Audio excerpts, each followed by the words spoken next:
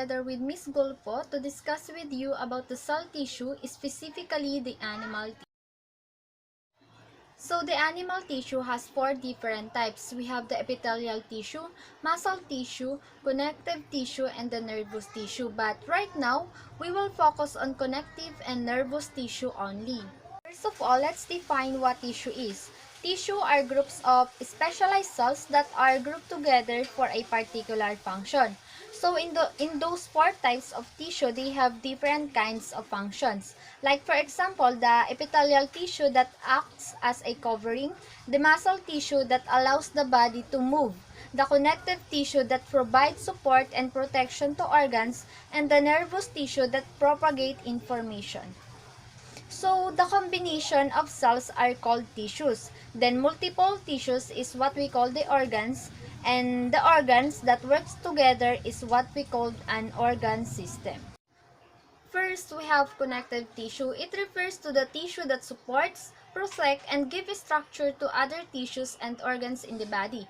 It also stores fat, help move nutrients and other substances between tissues and organs, and help repair damaged tissue.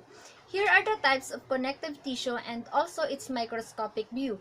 We have loose connective tissue, dense connective tissue, and specialized connective tissue. Loose connective tissue, a tissue that works together to hold organs in place and is made up of extracellular matrix and collagenous elastic and reticular fibers, like for example the tendons, ligaments, fat, cartilage, and blood. Second, we have the dense connective tissue. It refers to what makes up tendons and ligaments and consists of a high density of collagen fibers. It can also be found in ligaments that link bone at joints and the tendons, which is the connection between bones and cartilage and muscle.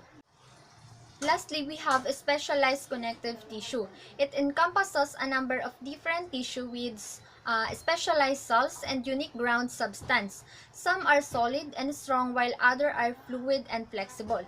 Like for example, the blood, bone, or cartilage. As you can see here are the components of the connective tissue. Merong specialized cell, and inside the cell is the nucleus. Also, we have a fiber or protein fiber. And lastly, we have a fluid or a ground substance. So now, let's move on the discussion of the nervous tissue by Ms. Gulpo. Nervous tissue is found in the brain, spinal cord, and nerves.